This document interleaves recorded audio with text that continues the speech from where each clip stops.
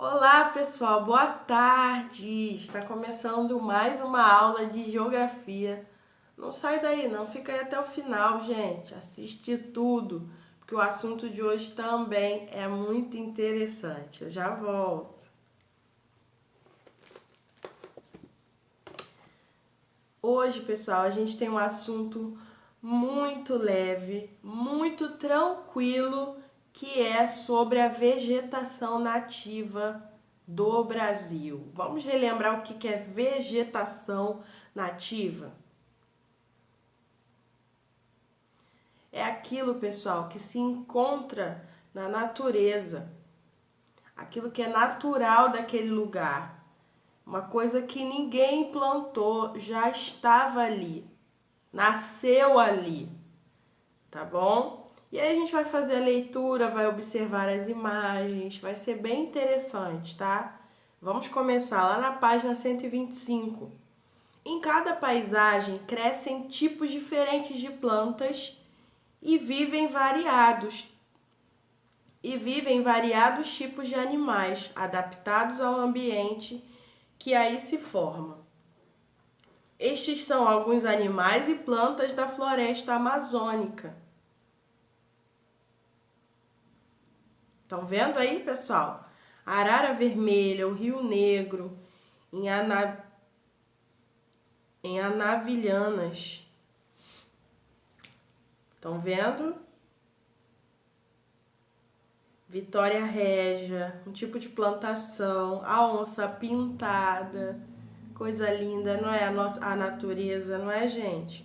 A palavra floresta é usada para nomear um tipo de formação vegetal, em que o elemento dominante são as árvores. As grandes formações florestais do Brasil são a floresta amazônica, a mata atlântica, a mata das araucárias ou floresta dos pinhais. Estão vendo aí as principais, as grandes formações florestais do Brasil são essas que a gente acabou de ler. E aí, seguindo adiante, na página 126, a gente vai continuar a leitura. A floresta amazônica é ainda a maior reserva de animais e de plantas do Brasil. Essa formação, porém, já está bastante ameaçada pela presença de fazendas, de atividades mineradoras, de hidrelétricas e de estradas e pela criação de gado. Muitas florestas são cada vez mais ocupadas pelos seres humanos. Isso nem sempre acontece de maneira adequada, respeitando os ciclos naturais e preservando as espécies vegetais e animais. É isso que é triste, né? As pessoas vão povoar esse local, vão morar, e aí elas acabam sem noção, sem sensibilidade, acabam destruindo essas coisas tão belas que fazem parte da nossa natureza, fazem parte da Amazônia. Na verdade, aí acabam matando esses animais, caçando, desmatando, derrubando as árvores que são importantes, que estão ali há muitos e muitos anos. Isso é triste, pessoal. E por que a gente estuda isso mesmo? Para a gente não repetir os mesmos erros, hein? A gente ensinar isso para que vocês, se um dia se formarem nessa área, forem trabalhar, tiverem que morar lá, né? Para que vocês não pratiquem essas mesmas coisas que essas pessoas fazem. Mas sim, amem a natureza, cuidem e preservem ela, hein? Continuando aqui, a Mata Atlântica que ocupava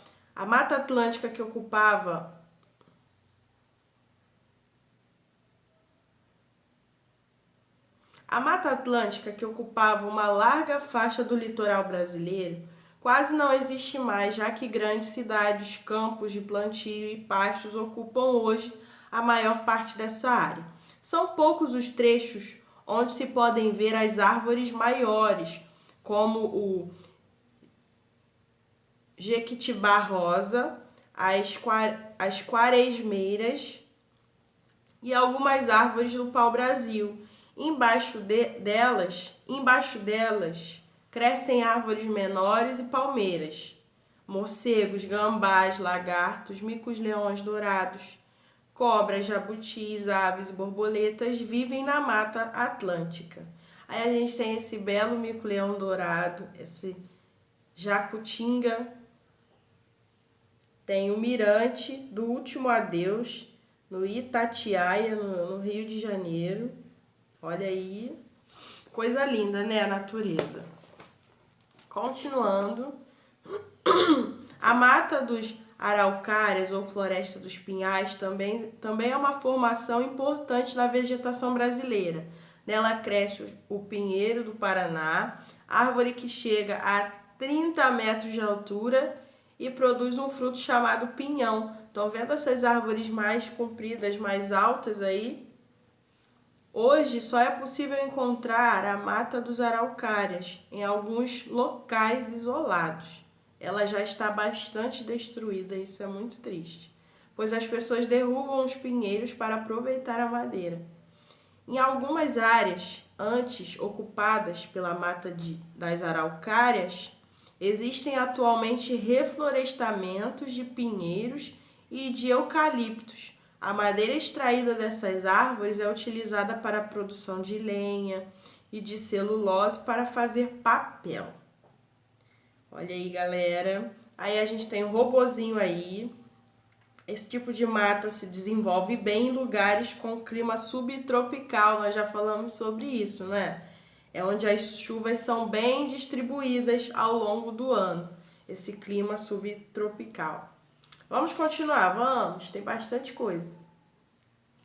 E aí a gente tem aí essa caatinga, a vegetação própria de lugares onde as chuvas são escassas e mal distribuídas.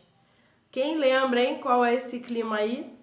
Parque Nacional do Catimbau, em Pernambuco. A gente tem o sapo-cururu, a cutia, o siriema. Existem outros tipos de vegetação no Brasil, árvores baixas, com galhos secos, troncos retorcidos, quase sem folhas, são próprias de lugares mais quentes ou onde as chuvas são escassas, são poucas, são insuficientes. Aparecem também plantas com folhas grossas, outras com espinhos, como os diferentes tipos de cactos. Em geral, essa vegetação tem raízes profundas que acumulam água. O conjunto dessa vegetação chama-se caatinga. A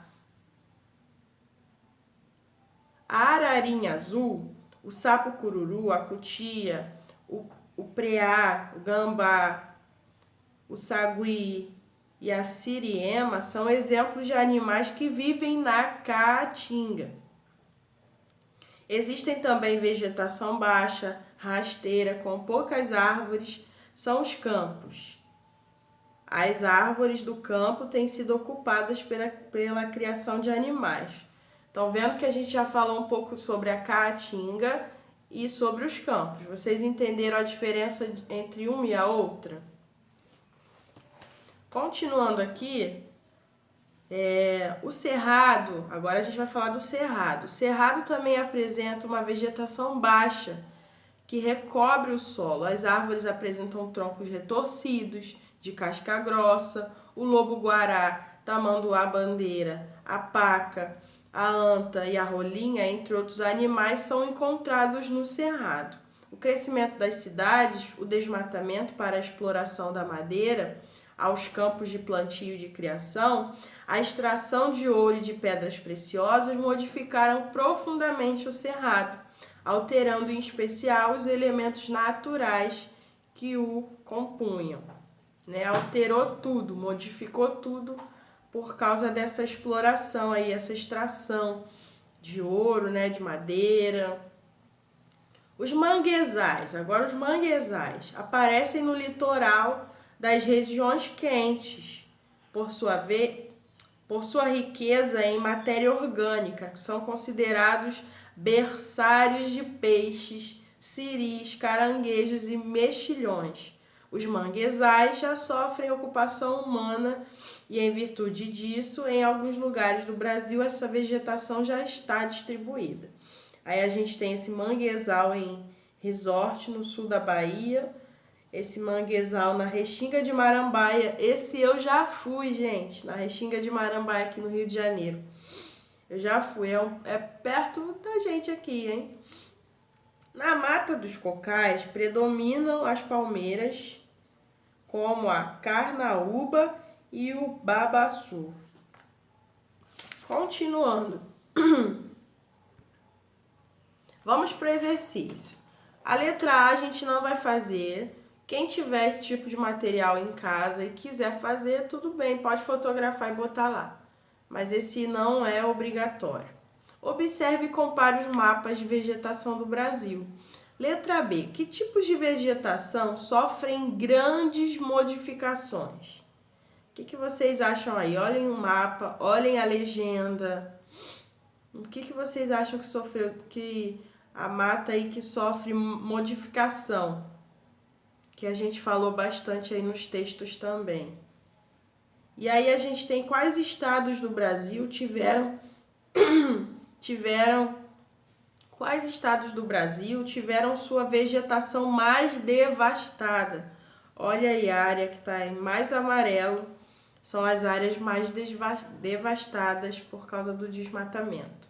É só olhar o mapa e responder. Na página 131, observe a situação atual da vegetação do seu estado. Qual é o estado que a gente mora? É só olhar lá no mapa e tirar uma conclusão, uma interpretação e responder. O que aconteceu com essa vegetação daqui do estado do Rio de Janeiro? O que vocês acham que aconteceu? Eu acho que é a mesma história que se repete, né?